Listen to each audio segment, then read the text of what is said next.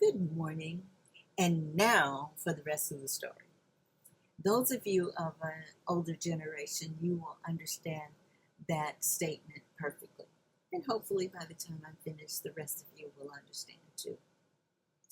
This morning, as I was awaking, I had just these thoughts flooding my head. And so I had to get up and I had to write down those thoughts. Those thoughts were from a study I had been doing from Hebrews chapter 4. And I'm like, I've got to get this down. And so here it is. I've scribbled some notes and I'm going to share those thoughts with you right now. And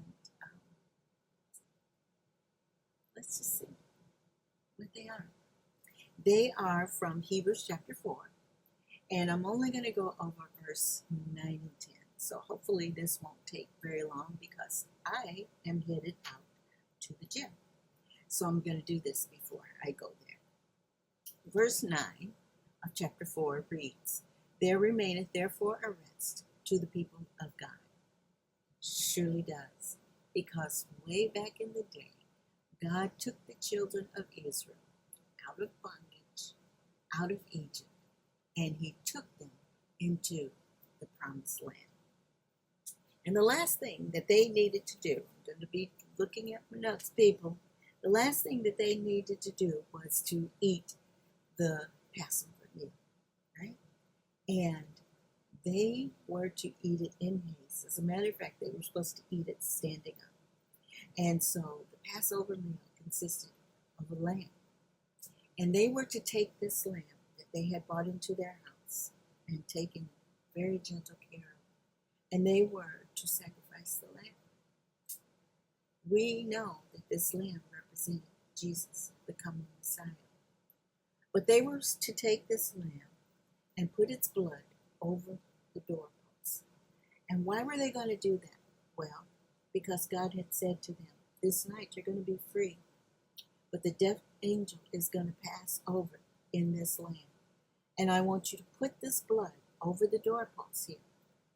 And everywhere that that blood is, those people that are behind those doors, in that security of that house, the death angel will pass over them. And that's exactly what happened. They put the blood on the doorposts, the death angel passed by, and those that were covered by the blood,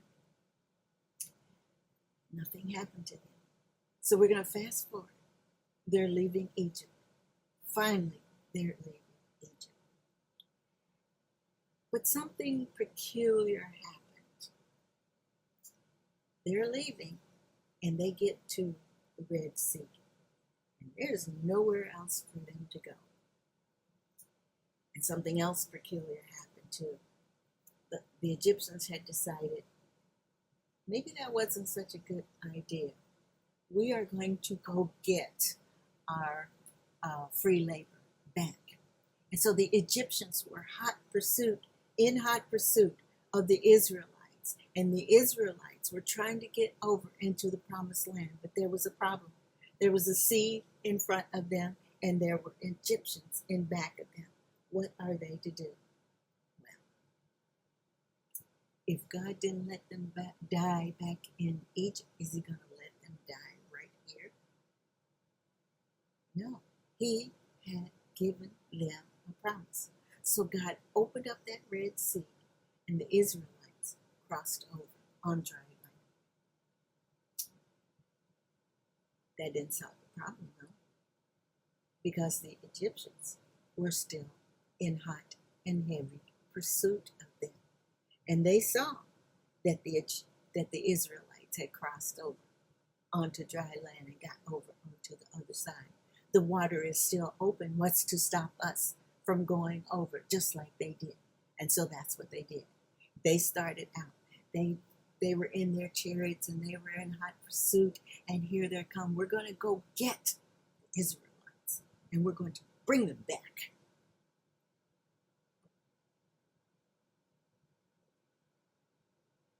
Would God let that happen? No. Just like God opened up the waters to let the Israelites cross over, He can close the waters, right? So that's what he did. Pharaoh's army was right there in the middle of the ocean, and God closed those waters, and the Israelites were safe on the other side. So what else is there left for the children of Israel to do? Because Pharaoh's army is no more. They've drowned in that Red Sea, the same sea that they crossed over on. The army of Pharaoh is now there, drowned. What else is it for the children of Israel to do? In my notes, I said, all that's left for them to do is to enter into the promised land. God said it then, and he's saying it to us today. Just look when he created the heavens and the earth. He's like, I've done everything for you. There's nothing for you to do. All you have to do is enter in. And so those are my thoughts for today. God has a message for the people of God. He's saying that there remains a rest, and I want you to enter in. I prepared the way for you. The door is open. I left it open for you. Come on in. Come on in. Let's read verse 10.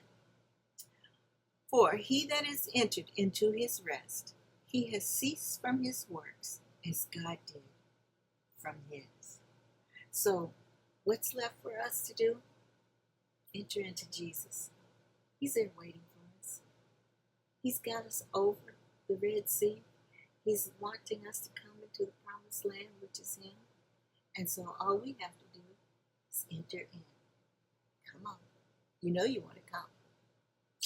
Okay, so I hope that you have enjoyed that, my thoughts from my studies that I had been doing. I just want you to know that the door is open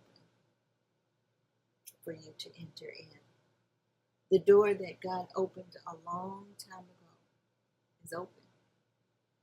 And he's there on that side, waiting for you. Come in. Come in today. Now I've got to go. And so I want you to take those thoughts into consideration. And just come. Come to Jesus. He's waiting for you. I've got to go. I've got to run. I will see you later, because when I get back at some point, I'm going to have to bring you the beginning, which will really be